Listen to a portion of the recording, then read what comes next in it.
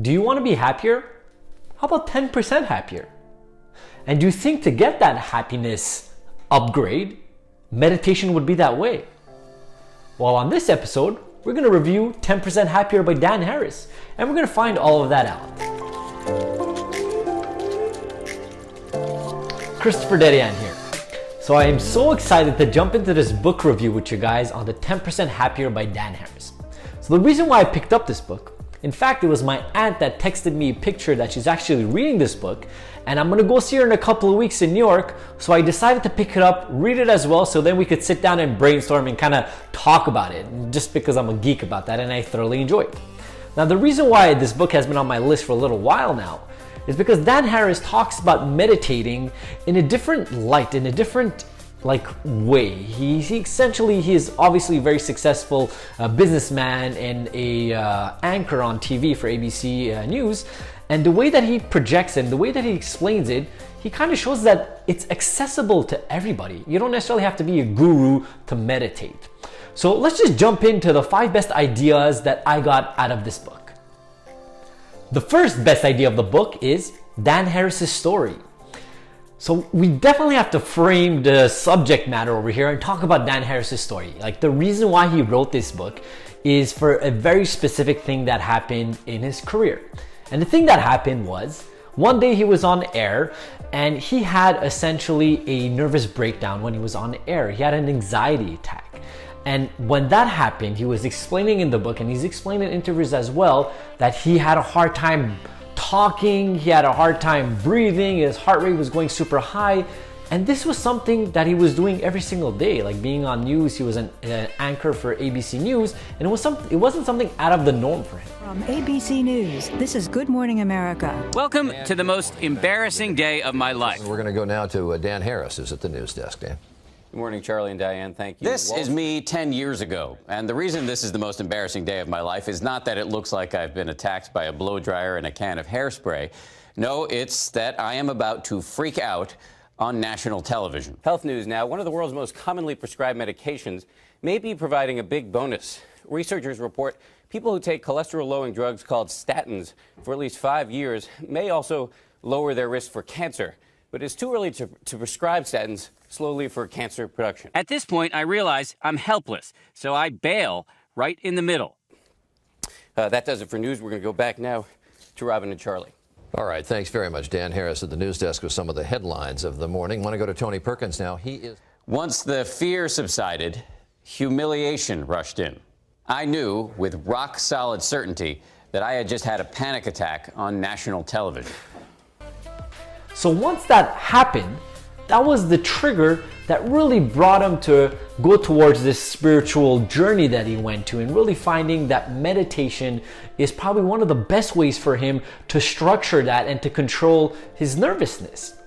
Now, the reason why he got to that point, to the point that he had his nervous breakdown on TV, is because the industry of news is extremely coveted and extremely competitive. And this is what he explains as well. Something that I didn't necessarily know, but at the same time when he explained it, it kind of makes sense, right? People fight to have some airtime, have the best stories. So there's a lot of competitive energy that goes into it, and a lot of, you have to be able to position yourself to get that airtime. And because he was in that industry, there were some drugs involved and there was some partying involved and all this stuff. So he went down this negative path that caused him to have this nervous breakdown on TV. And after he had that nervous breakdown, he started asking himself some questions, started trying to figure it out, went to go see specialists, this, that, and the other. And really, he picked up this book, which was a book by Eckhart Tolle, and he started realizing that, oh my God, there's something that could be done over here with this mindfulness work. And if you guys don't know Eckhart Tolle's work, I've actually done a book review on his book, The Power of Now. I'm going to link it up right now. You guys can go check that out as well. Now, as Dan Harris continued his spiritual journey, essentially, he kind of figured out that Eckhart Tolle was making some sense, but at the same time, not making sense. There was a lot of things that he was saying that were like, wow, amazing. And then a lot of things he was saying that didn't make sense to him. So he continued developing that, and he found the Buddha's work. So the work of Buddha, how he explains meditation and how he goes about it. And obviously when he was going with this whole thing, he's a reporter, so he was actually doing the studies, he was going looking the backgrounds of every single method and methodology of meditating. And what he found was the 10-day retreat, which was a Vipassana retreat, which is once again the structure of the Buddha and how he teaches meditation and how he teaches mindfulness. So he ended up going and doing this retreat, which by the way I have done as well, which is an amazing experience, and I did a video on that as well, which I'm going to link up over here if you guys want to know a bit more how that goes. So in the book he explains that aspect of understanding how to meditate really enlightened him and controlled all of his negative energy, and was able to become the person that he became, was able to be so much more in control and not have anxiety attacks and really live into the light that he was in. Now, the thing that I thoroughly enjoy about this book was that he explains it not in the view of a guru or somebody that's enlightened. So we could talk about all these people that talk about meditating in very high levels because they essentially committed their whole life to be enlightened. And this man is coming out and his goal is not necessarily to be enlightened. His goal is to be, literally he says it, 10% happier. That kind of makes sense, right? He's trying to get that competitive edge and be a good person about it as well, while being ambitious in his career.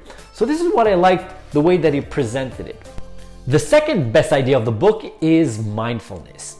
Now, the reason why I put this as one of the good ideas is because he gives an actual definition of mindfulness that I found kind of interesting. So I want to go ahead and tell you guys.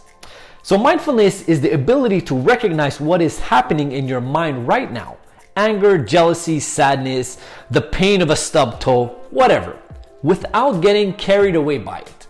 So it kind of explains it. It's understanding what's happening in your moment, in your action, in your situation, but not getting attached to that emotion. And in fact, he says that the Buddha in himself, he says that there's actually 3 habitual ways to everything we experience, like to respond. There's 3 ways to respond to everything that we experience. And the first one is we want it. The second one is we reject that experience. And the third one is we zone out, like we don't care about that experience. And as he goes and he develops this, in fact, the Buddha mentions that there's actually a 4th one, which is mindfulness. So the mindfulness, like previously mentioned, is understanding what is happening and not getting attached to it. And that could be bad or good emotion, as long as you don't attach to it. Now, as he develops this, Dan Harris in the book, he explains that it got clearer once he went to his seminar and somebody came up with an acronym. And the acronym was actually RAIN. And I'm going to tell you what that acronym means and how to really understand mindfulness and how to use it to your advantage. So RAIN, the first one is R, recognize. So recognize what is happening. Then allow whatever is happening to happen. Investigate what is the situation. And finally, non-identification. So don't identify yourself to that situation. So if you're able to get in a mindfulness state of understanding what's happening, allowing whatever is happening in a neutral way, and this, once again, I'm going to mention, it could be positive or negative, and you don't associate with that, you're going to become a lot more of a centered human being, and you're not going to be going a lot of up and downs in your life with your emotions. The third best idea of the book is happiness. Now, the reason why I mentioned this as one of the best ideas of the book is because this is something that probably people know, but they don't practice it. And what he mentions over here, happiness is not when you're going to get that raise, or you're going to meet your significant other, or you're going to have this sexual encounter with the person that you want, or you lose weight, or this car, or that house, or whatever the case is. Happiness is literally you taking care of your own happiness. It's that process in itself towards it. And if you follow that process, you realize that happiness isn't an end goal. Happiness is what you are becoming while pursuing that happiness. And that's what really resonated with me, because the reality of it is happiness is only controlled by you. It's not an outside force. It's not somebody that's going to make you happy. It's not this person that's going to say one thing that's going to make you sad. It's how you deal with that. And I'm mentioning this because a lot of people see me and I have a bubbly personality. Everybody's like, yo, Chris, like, how are you always so happy?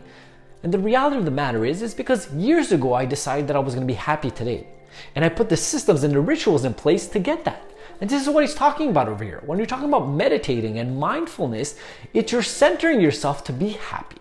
Because the reality of the matter is, meditation is just a workout of your mind, of your brain. It's the same thing as when you're going in the gym. So as you develop these things, your happiness centers will continue to embellish and become so much more present in your life. And you realize that you're not in this negative spiral of chasing happiness and going from one thing to another, thinking that there's going to be happiness at the end of the tunnel. But in fact, happiness is within you, wherever you are right now. The fourth best idea of the book is benefits of meditation. Now, we're at a point in society right now that it's quite obvious there's a lot of benefits, and there's some researchers to back that. And he goes down in the book over here and he explains certain benefits that go along with it, like diminishing of major depression, drug addiction, binge eating, smoking cessation, stress amounts, cancer patients, ADD, and insomnia, and so on and so forth. Now, the main reason why I wanted to talk about this section is because he brings up two researches that have been done. The first one is by Harvard University, and the research shows that while you're meditating, there's a lot more gray matter in the part of your brain that has to do with self-awareness and compassion. So your empathy level essentially just goes up. And they say that that's the part of your brain that they call it the new part of the brain. The old part being the one that's linked up with the spinal cord. So if we keep on meditating, the newer part of the brain develops. And as a species, we're going more forward, right? So that's something that's very interesting. The second research was done by Yale University. And that research shows that the default mode network of the brain continues developing while you're meditating. So once we talk about neuroplasticity, which is in fact your brain changing and reformatting itself to newer levels, actually forming a different way, it's proven that it's actually through meditation. Now, the thing that's interesting about this research with Yale, it doesn't show that it's only during the meditation aspect that those gray matters develop and get bigger. It shows that hours, even days after your meditative session, those gray matters are developing there and continuing to be present and really developing a new brain. So these are amazing benefits in itself with meditation. The fifth, the best idea of the book is ambition versus Zen. Now, this was my favorite part of the book, just because this is a question that I receive all the time with other people that see that I meditate, with my coaching clients. And in fact, this was a question that I had myself when I started meditating about over 3 years ago. And the question was, am I gonna lose my competitive edge if I start meditating in the business world? Does it mean that I'm not gonna be ambitious to go forward? Am I gonna be like somebody just floating on air in peace and love? And this is why I thoroughly enjoyed this book and the way that Dan Harris presents it. He explains with all the questioning that he got, because he was in a position in his life, Dan Harris, to ask these questions to people like the Dalai Lama, to Eckhart Tolle and all that through his journalistic endeavors, and ask them these questions. And what he came about understanding, in fact, that it is very possible to do both. And the reality of the matter is, you have to understand that to be somebody extremely ambitious and goal-oriented and want to succeed is perfectly okay. But the thing is, you can't be attached to the goal in itself. So if imagine you fail, you just dust yourself up, get back up, and continue. So that's the beautiful part that this mindfulness practice is going to help you develop. So you're not going to lose your competitive edge. If anything, it's going to help you out. And this is maybe an anecdotal experience with myself.